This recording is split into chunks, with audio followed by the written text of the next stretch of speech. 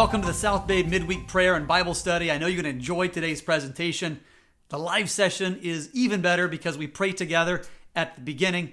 Feel free to join us Tuesdays at 6:30 p.m. You can find the link on our website. Now sit back and enjoy some spiritual refreshment. This story should be fresh in my mind, having given it yesterday at Secrets Unsealed. But it's fresh in my mind for another reason. That's because it changed our life so dramatically. And so I would like to illustrate our testimony tonight with a very simple story from the Old Testament. And the setting for that story is just beyond Jericho. And there 2 men cross the Jordan River and they stand for a moment alone in the wilderness. I can see them in my mind's eye. And I can also see perhaps the hand of the older one resting gently on the shoulder of the younger. And then a request is made. A conditional promise is given, and then they move on. You know who they are, don't you? Elijah and Elisha. And then all of a sudden, the Lord of heaven shows his hand, and the emblem of a fulfilled promise wafts gently to the earth. Left alone suddenly, the most important thing in the entire world at that moment to Elisha is what? That old piece of cloth. And I can see him running over to it and picking it up, holding it perhaps tenderly. It's all that he has left of a friend, a dear friend who has gone to a better place, but it signifies something else. It signifies that the mantle has been transferred from his older friend to himself now. And it also signifies that God has given him a double portion of his spirit. And so I would ask a question tonight to each one of you. How about your mantle? Is it from heaven or is it from men? Where did it come from? The mantle is old and worn, especially if you are a multi-generational church member. You may feel that a parent has put the mantle of Christianity around your shoulders. And it may seem old and it may seem worn to you, especially if you're born into a message, but it doesn't have to be that way. You see, the Advent message has fallen from heaven, not from our parents. No parent can put that mantle on your shoulder. Now, they can aim that arrow as carefully as they can, and we should as parents committed to God. But ultimately, the question is up to us. Will we pick it up and will we make it ours? It's worth it. You see, that mantle has fallen from heaven, and it also has great power in it. It has the power to divide the water of humanity. Indeed, we're told that it will in the end time. But as I said, it has to be picked up. It doesn't become yours by tradition. I remember being surprised in the 1990s, early to mid 1990s, when multi-generational Adventists would say to me, I wish I had your experience after hearing our testimony. Well, my answer to them and to you is quick tonight. You don't need my experience. We all need the same thing. We need the experience of Jesus Christ in the Garden of Gethsemane saying, Lord, not my will, but thine. That's what we need. Let's talk a little bit about the early days. That sets the tone for my testimony. I was raised in an old German Baptist Brethren home, as were 7 generations of my family before me. I was number 8. You may be wondering, who are the old German Baptist Brethren? Well, they're sons of the Reformation. And you remember, of course, the power and beauty of that Reformation when Martin Luther threw a bombshell into the Roman Catholic Church in 1517. Out of that came the Reformation, and then it moved into what we call the Radical Reformation. Out of the Radical Reformation came the Anabaptist. And the German Baptist Brethren came out of that as a mixture of Anabaptist and Pietism in 1708. They were called then the Schwarzenau Brethren simply because that's where they were from, Schwarzenau, Germany. They were a conservative and are a conservative plain church that grew out of the Radical Reformation. They believed that the Roman Catholic, Lutheran, and Reformed churches were taking extreme liberties with the Bible and with the message of Christianity revealed in the New Testament. So they rejected church-state unions. They rejected the use of force and violence and the unbiblical practice of infant baptism. And that came at a cost, as you know. They were a church of awakened Christians who would fellowship together in purity and love, following Jesus while awaiting for his return. They did then, and they continue to have a great love for the Bible. When asked for a creed, I remember my father saying, the New Testament is our creed. So religious persecution followed them, however, and drove them to leave Germany in 1719. Between 1719 and 1940, a 21-year span, almost all of them had relocated to America. And when they came over here, like the Amish, I'm 25% Amish, by the way. My grandfather on my mother's side was old order Amish. So just 25%. The rest is old German Baptist brethren. And when they came here, they looked for land that reminded them of their home country in Germany. And that's why Lancaster, Pennsylvania, and Holmes County, Ohio was so appealing to them. And they settled there, eventually moving into Indiana, Virginia, and eventually California, where I sit tonight. There's a sizable settlement in Modesto, California. A brief word about myself. I have two older sisters and one younger brother, Eric. My parents were, of course, both old German Baptist brethren, children. They married in 1954. That was an important year, a busy year for them. They were married in 54. 3 months later, my father contracted polio. That was a big deal back then. And I well remember his story of the last time he walked on his own strength across the living room toward the couch and fell in the middle of the floor. So Dad was a polio victim, a fairly hard hit one, and spent 21 days in an iron lung and almost 9 months in the hospital. That was also the year their first child was born. So they had a lot of life-changing events all compacted into a short period of time. Dad is a wonderful man, a real Christian. And even though he didn't have the use of his arms and legs, his heart worked very well. And he spent most of his life looking for ways to help others. I remember the story that he told me as a boy, how a Baptist chaplain came around when he was in the hospital after the iron lung experience. And he sat down next to his bedside and he asked my father, "Are you bitter at all about what has happened to you?" And the question caught Dad by surprise. He said, "No, I don't think so." Well, the man wasn't satisfied, so he came back the next day, 24 hours later, sat in the same chair and said, "Are you sure that you're not bitter?" Dad said, "I've thought about your question over the last day." And he said, "I'm not." He said, "I'm not happy about this change in my life, but I'm determined to make the best of it." And his life revealed a conviction fulfilled. He was for 41 years, the president of a charity group that spent all their energies looking for people to help, needy people, and money was donated to them. And as chairman, Dad's job was to oversee board meetings. And well, my dad had a goal to write a letter once a month to someone who was hurting. And he would do that. And he would hand those letters to me as a boy. And I would carry him out to the mailbox with my good legs.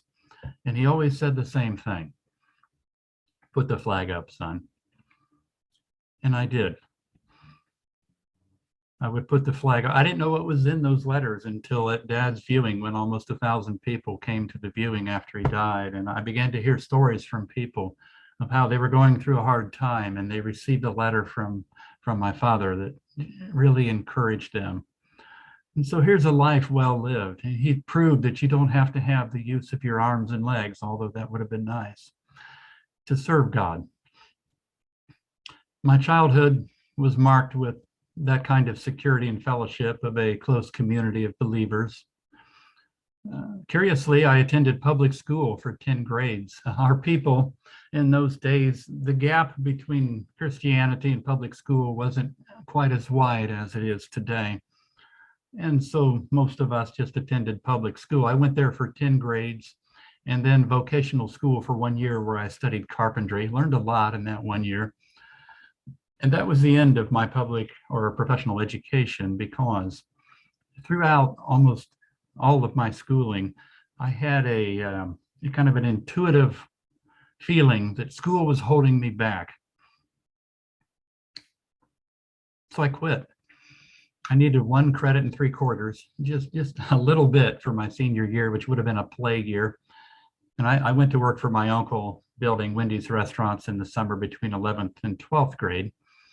And we built close to 300 Wendy's restaurants, got to where we could build them without the benefit of a blueprint. The architect would hand us the blueprint. We would say thanks and throw it in the back seat of the truck. We didn't really need it.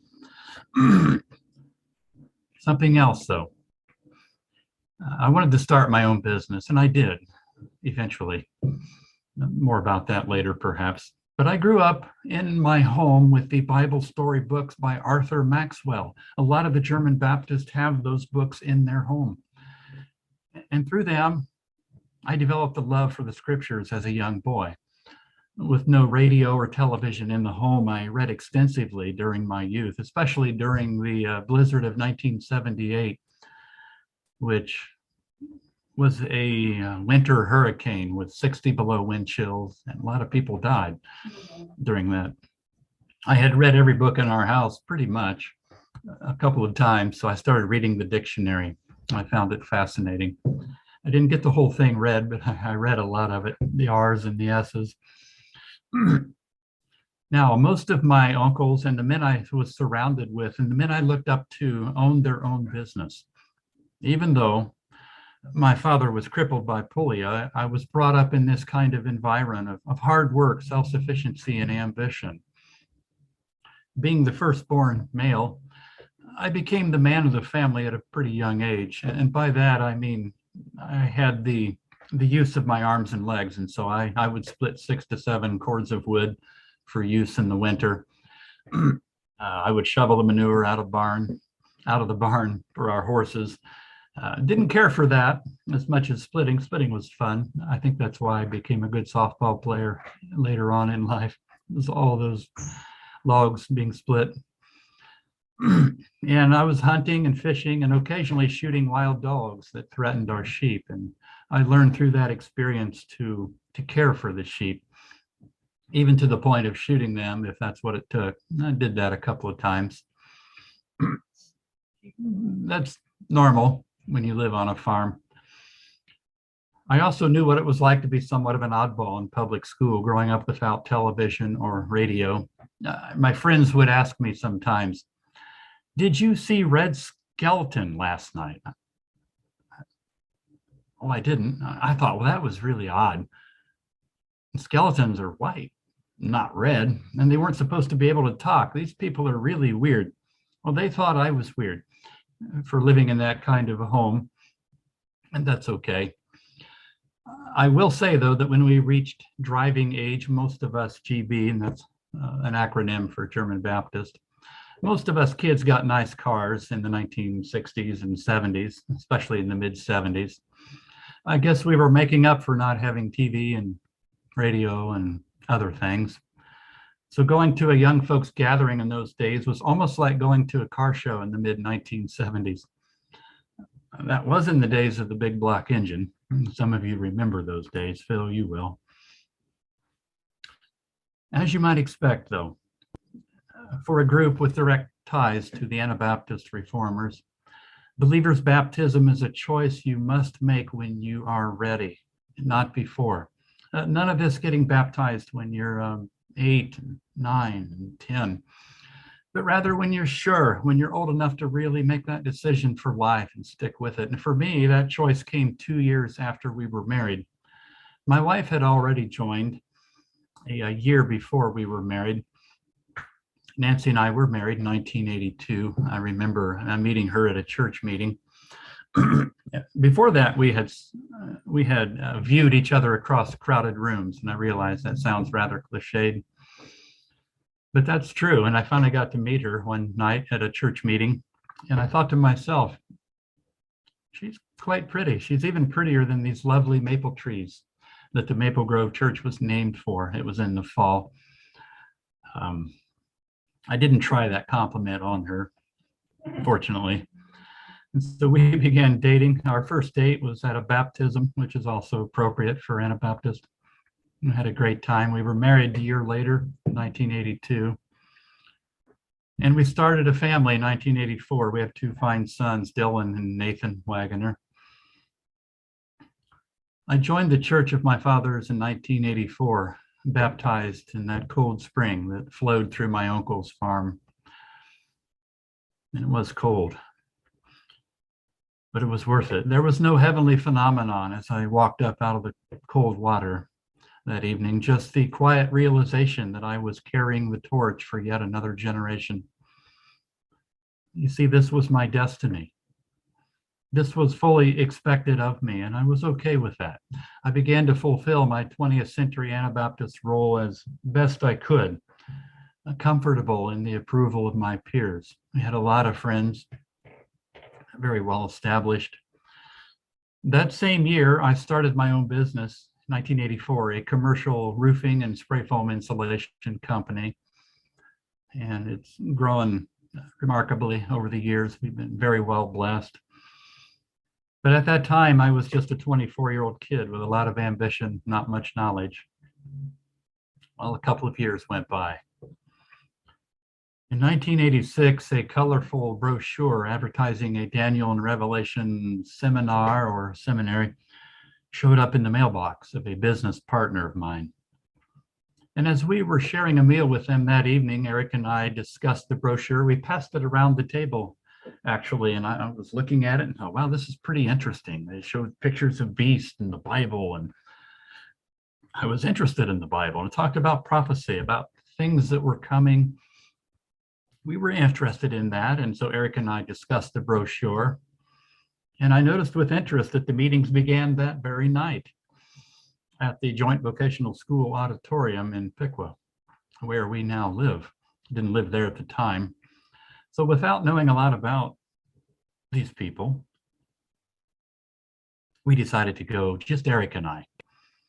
And if it wasn't good, we wouldn't be back. So we went that night, and we took our black hats off, put them on the coat rack, and got a seat kind of midway towards the back, and did this kind of quietly, knowing the suspicion, I guess I would call it, or suspicion that our church had for anything outside its echelon. However, while I can't speak for anyone else in the audience that night, I can tell you that Eric and I were absolutely riveted to our seats because of something powerful. Yeah.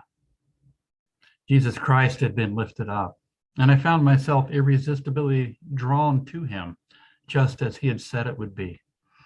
And that brings me back to the question, friends.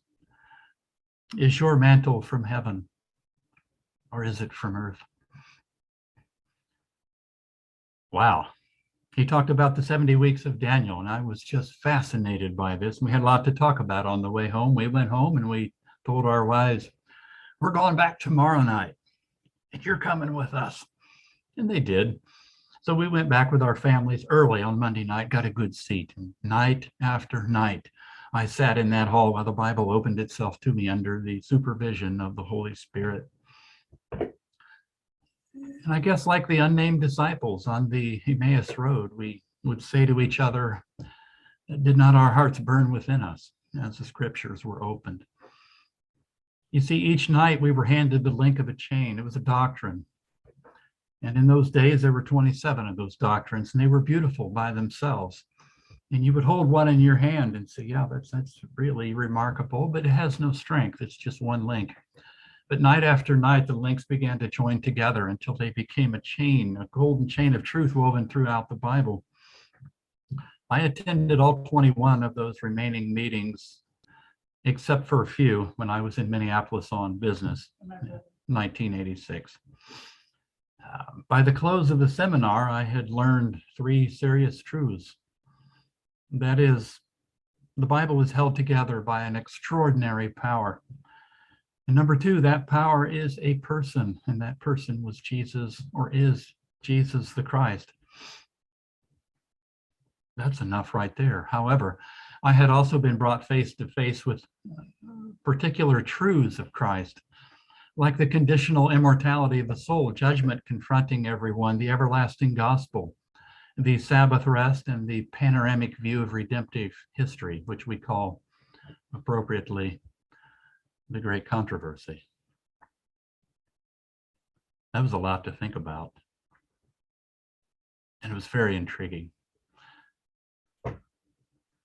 Like water from the well, all of these beautiful links of the chain pointed to Jesus and his unbelievable love. I remember at the time thinking, it's like walking down a hallway, and you have windows, 27 windows on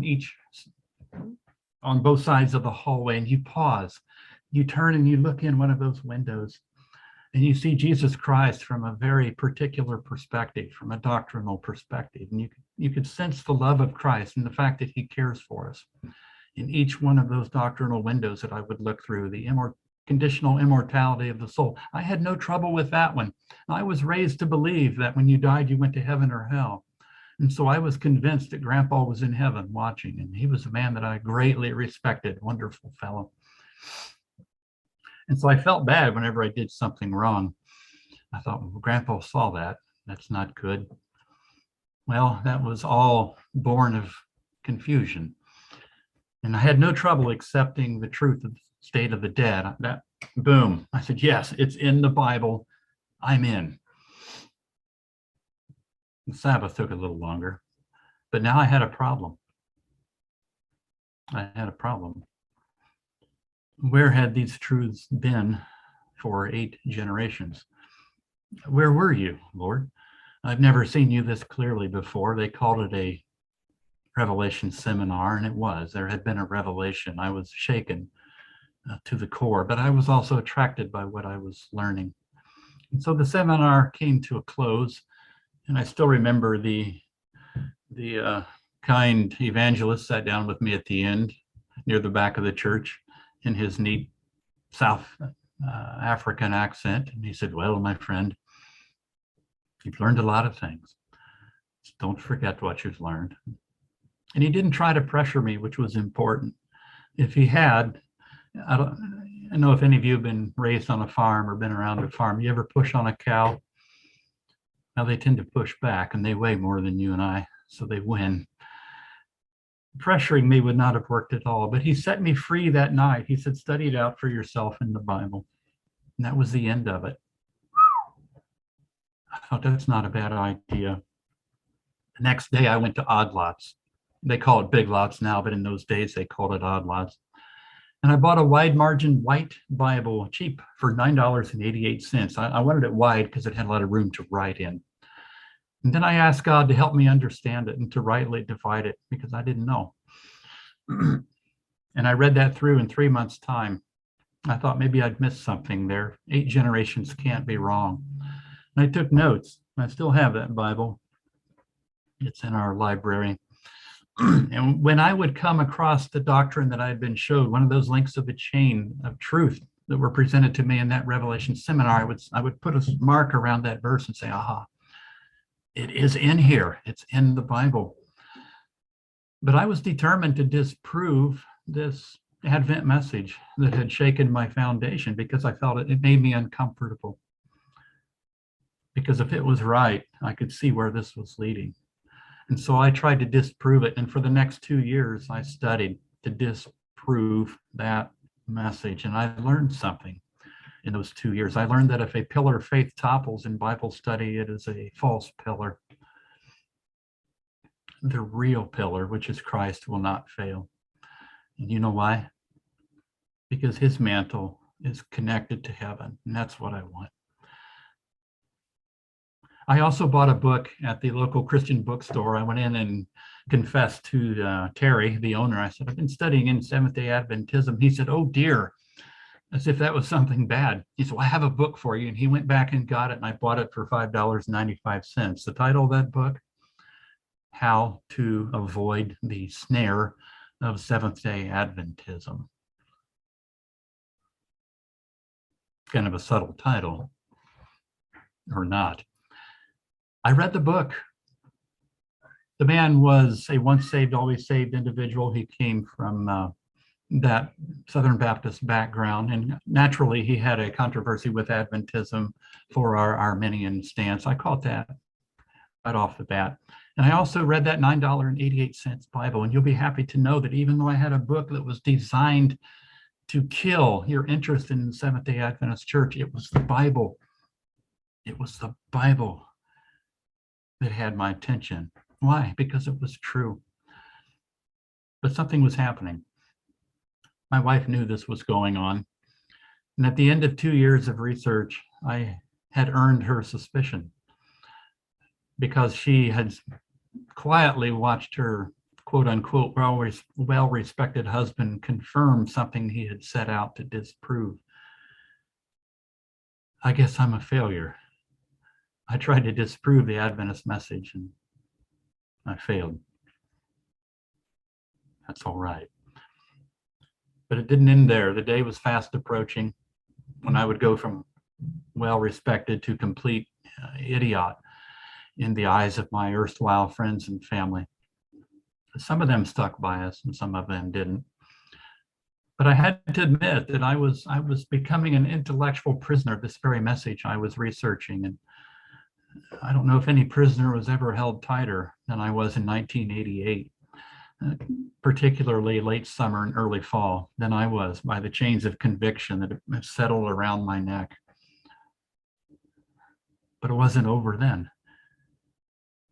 Is your mantle from heaven, or is it from men? You see, the best was yet to come, because intellectual determination, as you know, is not enough to see you and I through the maze of life.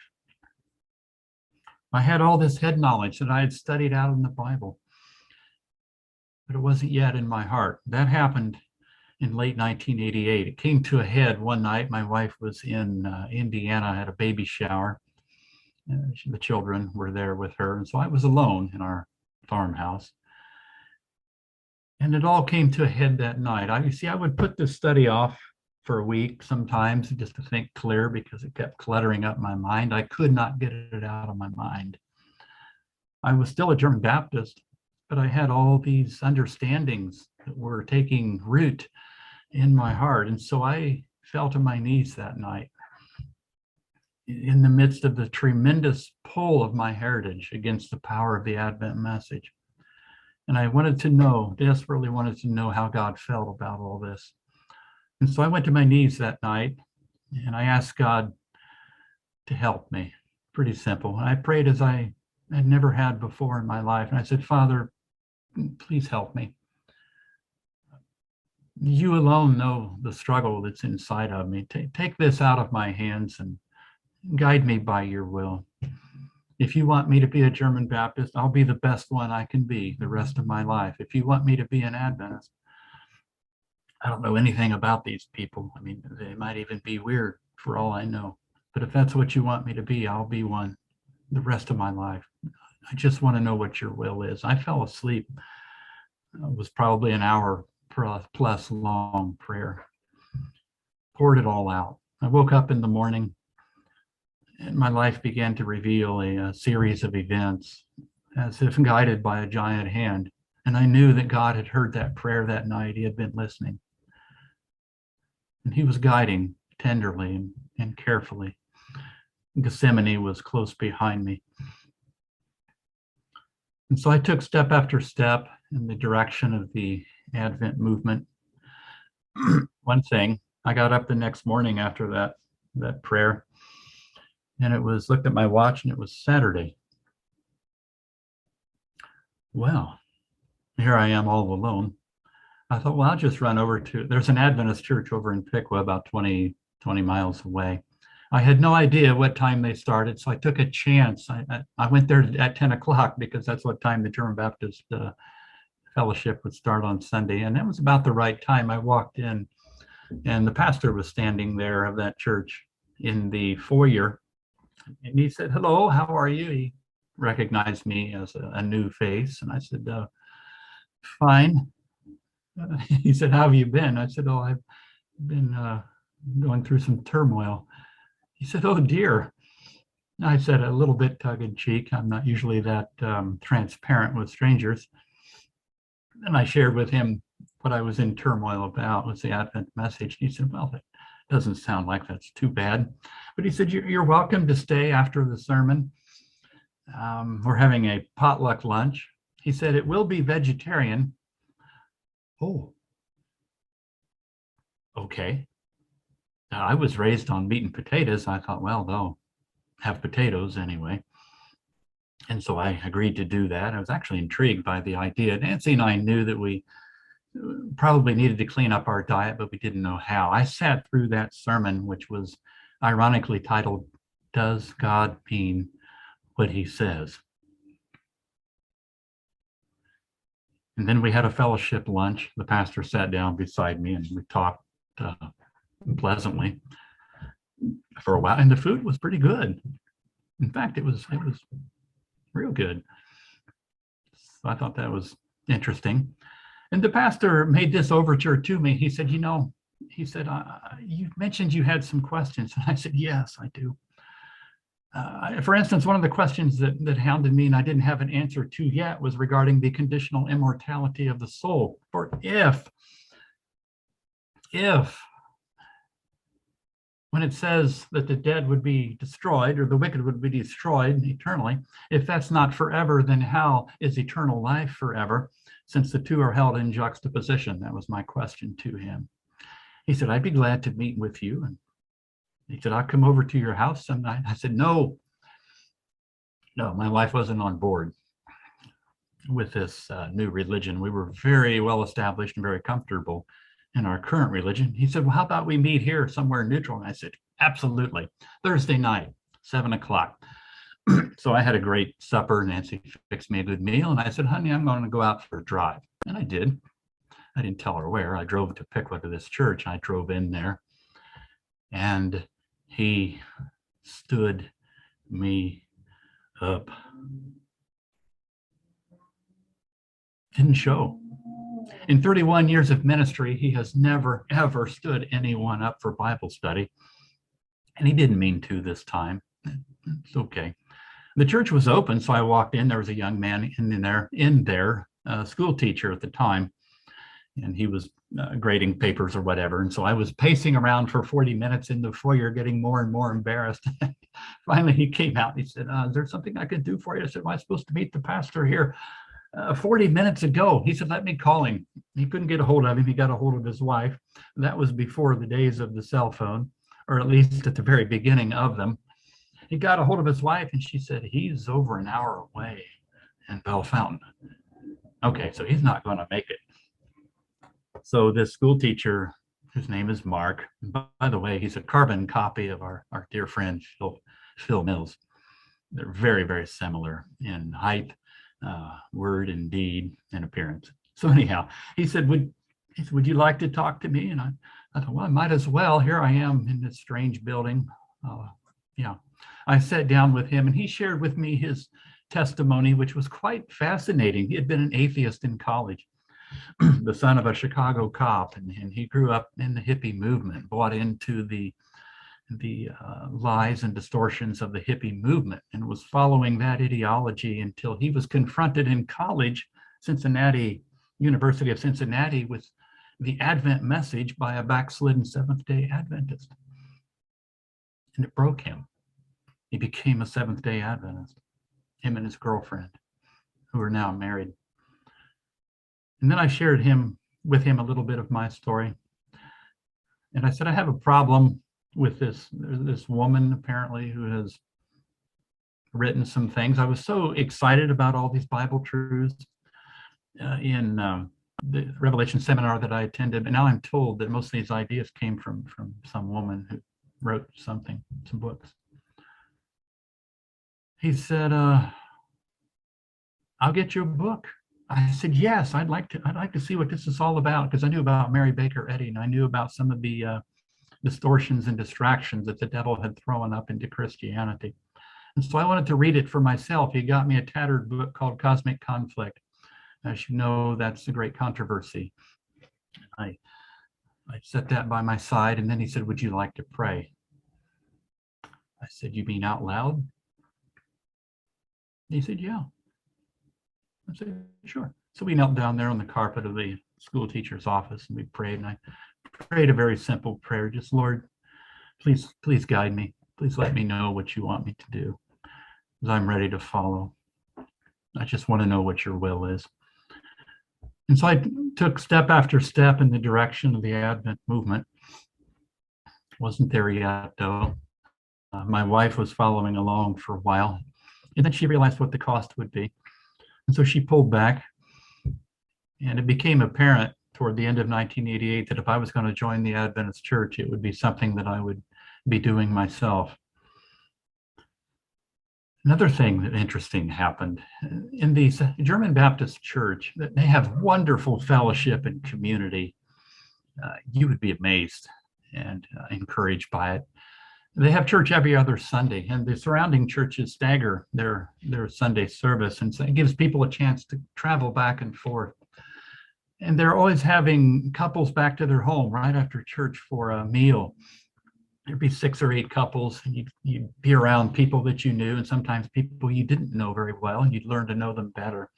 After the meal, the men would go out and sit in the front room and discuss Bible things, and the women would clean up the delicious meal they'd prepared and talk about things that were important to them.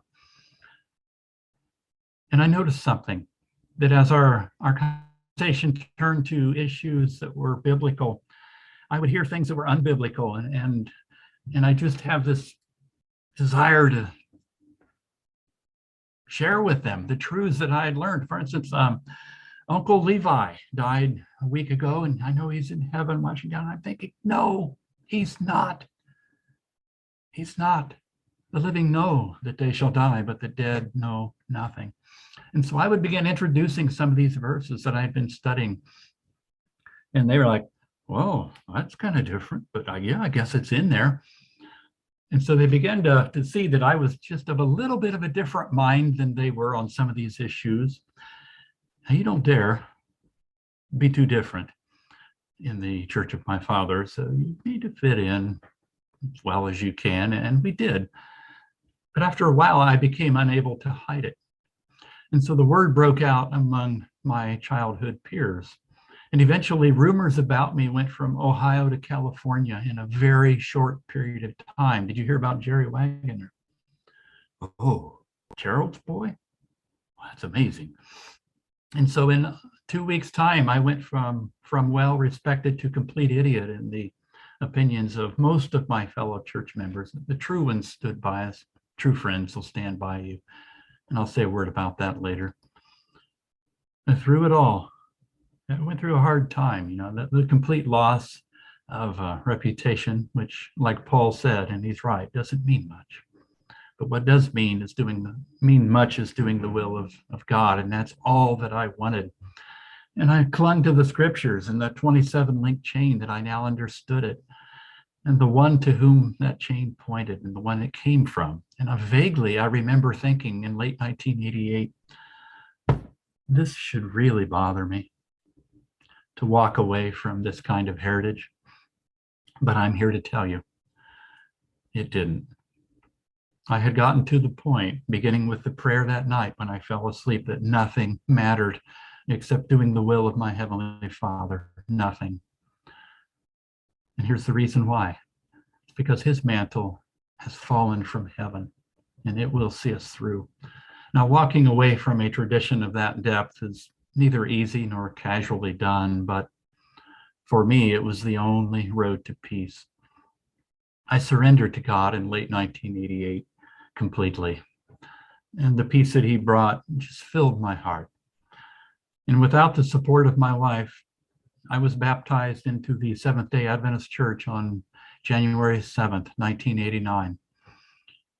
And once again, there was no divine appearance.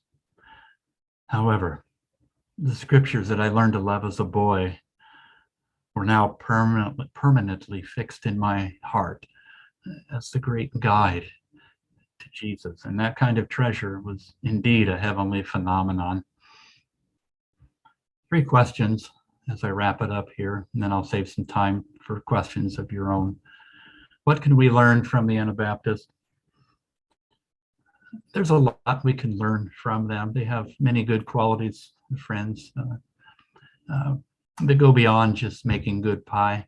They do have that too. They have a commitment to family that is attractive to a lot of Adventists, especially those who care about their children and care about the heritage that they give them. Most of the German Baptists, the Anabaptists, have learned how to whisper love to their children instead of shouting it. And that's important, especially in this day and age, friends. And most of them have learned that it's okay to say no for the sake of the family. And they have wonderful fellowship. There's a high level of trust between them. Now, when you're that close, as the Amish are,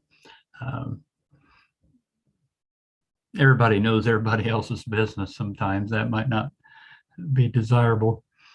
But there's a lot of benefits come from that too. There's a very lovely community there that you're surrounded with. And there's a lot of protection and strength there. So we can learn a number of good things from the Anabaptists. We can learn the value of hard work. I think Adventists would do well to pause and ask themselves, are we teaching our children to be employees too much? We need employees. I have a number of them. God bless them. But most Adventists are not taught, or they're not encouraged to become entrepreneurs or start their own business. And I think that's something that we've lost here. I'm told, Roland Hegstead told me one time that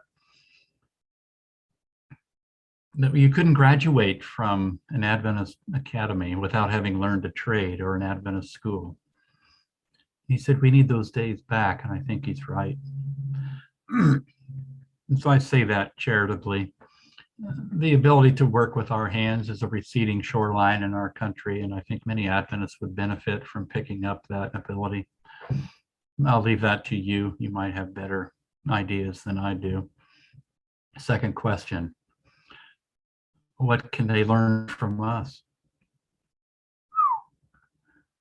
They can learn the beauty of that golden chain, 27 links, 28 now. They can learn how Scripture coheres to itself. And they can learn that the torch of truth that was passed down from Daniel on down through the ages to the Anabaptists and the Waldensians, and ultimately to the Advent people, still shines brightly for them. There are things that they need to learn from us doctrinally. There are errors that they've picked up from the Roman system that they don't realize are errors. And I believe many of them eventually one day will come. They'll pick up that fallen banner and they'll make the Advent movement theirs. Number 3, the final question. What did this experience teach me, or what are my takeaways from it? Number 1, don't ever give up, friends. Don't ever give up.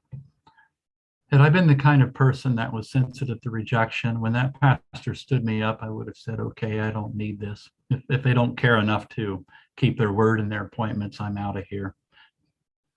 Don't ever give up, friends. No, the truth is too important to let it slide in the streets because you've been offended by someone. We should be careful not to offend people. But at the same time, we should also overlook faults, as Paul has encouraged us to do. So don't ever give up, friends. If you're mistreated, if someone has hurt your feelings, be willing to overlook that fault. The Bible word for forbear means to step over. Be willing to do that for people, because if you're like me, you'll hurt people's feelings sometimes, maybe unintentionally, or worse, sometimes intentionally, but be willing to forgive. And we can expect that of other people as well in the body of Christ. At least we should. Number 2, don't allow yourself to be intimidated by a handful of people who call into question your integrity because you stand for something. I went through the complete loss of everything that was me. Those 8 generations came crumbling down in 2 weeks' time when I became an outsider from the church that I was inside for 8 generations. But don't allow yourself to be intimidated by a number of people who question your integrity, friend. If you are seeking after truth, Jeremiah 29 tells us you will find it. Keep going. Number 3, my wife joined the church 8 months later. This would be a good time for you to give us a smile. She's asleep. And I learned something there. Had Nancy just jumped in the water to join her husband, that mantle wouldn't have been hers, friends. It would have been me placing it around her shoulders. I didn't understand that at the time, as in the AnaBaptist church, the man is the spiritual leader in the home. And that's unequivocal for a German Baptist man. You're expected to be the spiritual leader, and I was. But here was a situation where my wife wasn't following along. And so I was tempted at first to say, you really need this, in a coercive way, and that doesn't help. God has never intended that we would coerce the heart or the conscience of another person, ever. And so he showed me to be tender with her. He'd already told me what to do in Ephesians 5 and Colossians 3 and 1 Peter 3, to be a good husband and to lead out in the family and love my wife as Christ loved the church. And so I started doing that. That worked. I was also, as the husband, the spiritual leader of the home, which meant I had to lead out. Which meant I got to lead out in worship at home. And I would weave some of these beautiful truths that I'd learned into the Bible worship, and our children really loved it. And I could see them responding to those wonderful truths. And so Nancy and I had to learn how to deal with dissimilar worship. This is something we'd never had in our relationship at all. That helped us. We learned how to love one another in spite of the fact that we had dissimilar worship. We learned how to respect the space of one another, even though she was taking the children on Sundays to church, and at times I would take the children on Sabbath to our church. And that was a hard thing to go through at the time, but I clung to God, and I prayed to him that he would do a work in my wife's heart that I couldn't. And I just focused on being a godly husband. 8 months later, 8 months, my wife came up to me in the foyer of the Adventist church. She had gone to church, which was rare for her at the time, but she went to church, sat by my side there, and that was fun. She came up to me after the service in the foyer, and she said, "Would it be okay if I was baptized as an Adventist?" Yes. I almost hit my head on the ceiling. I jumped up. I said, "Yes, that would be great." I hugged her. She made it hers, friend. She picked that mantle up, and now it was hers. No one could take it from her. That's important. We need to give people the space and the freedom to make truth part of themselves. Number 4, I learned something important, and this will help you, I hope. If you lose friends, dear ones, over truth, God will give you 5 better ones for every one you lose. If you lose friends for the sake of truth, friends, God will give you 5 better ones for every one that you lose. And I'm here to tell you that that's true. I lost friends. We lost friends that I had been best man at his wedding, and my wife was maid of honor. We lost them, and that's okay. We don't hate them. We understand. God gave us 5 better friends for everyone that we lost. Wonderful, spiritual friends, Adventist believers who would drop what they're doing and pray for you at a moment's notice. This principle alone could turn our church and lives upside down, I believe. You see, this principle confronts people who don't want to make waves or be too different. You would not believe, maybe you would, at Fulcrum 7. And how I got into that ministry is a whole nother story, which I can share some other time. I wasn't looking for it. You would not believe the stories and bits of information that come to us from around the world, particularly in North America, from people who are scared to death that someone might find out they have contributed information or an article. And so that truth confronts people who don't want to make waves. They don't want to be too different. Now, we don't want to be different for being different's sake, and we don't want to be hostile either. But we have reached a time in our culture where we need people who are willing to stand up for truth and do it in the right way, do it in love, and do it with grace and dignity. Many of our church leaders, I believe, live with the belief that if they like us, if people like us, they will accept our message. I don't think that's true, friend. People are much more apt to consider or accept truth because they respect you, not because they like you. People who accept the truth because they like you have really not accepted it in their heart. They have not been made stronger by struggling with convicting truth and in the process letting go of lies. We're surrounded by lies in our culture, friends. God has a number of truths for every lie that the devil has. If a person says, I'm worthless, it's all my fault, there are Bible truths that break those lies apart. You're not worthless. You're bought with a price. Therefore, glorify God in your mortal body. It's not all your fault. You may have done some things wrong, but Psalm 103 verse 10 says, God has not rewarded us according to our iniquities. There's hope, friends. There's hope. Lastly, the Bible is held together by an extraordinary power, the power of God. I'm grateful that God cares for us, and that's why he gives us this truth. And he also gave us a message. He gave us a job to do, friends. He gave us this wonderful Advent message, which people need to know and they need to hear, and they need to see the beauty of that chain. It needs to settle around their neck. And if there's some small way that you and I can be a part of that, I know that you're willing, and I am too. I'd like to close with Jeremiah 29, 11 to 13. Some of you can quote this by heart. For I know the thoughts that I think towards you, says the Lord, thoughts of peace and not of evil, to give you a future and a hope. We need hope, friends. Depression is a loss of hope, by the way. A lot of people are experiencing that in the last 18 months during the COVID hardships that we're enduring. Verse 12, then you will call upon me and go and pray unto me, and I will listen to you. And you will seek me. And here's a promise. You will find me when you search for me with all your heart, not part of it, but all of your heart, friend.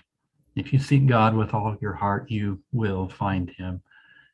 And I know many of you have. That's my story for tonight, our story anyway. We're grateful to be here, and thank you for the opportunity to share this time with you. Well, thank you for joining us today. We hope you found today's presentation to be a blessing to you. And you know, it's never good to keep things to yourself. It's always best to share them. So find someone that you can share what you have been blessed with others. If you enjoyed today's presentation, let us know by hitting the like button, and subscribe to this channel if you want to know when there's new presentations coming out. God bless. Have a great week. We'll see you next week.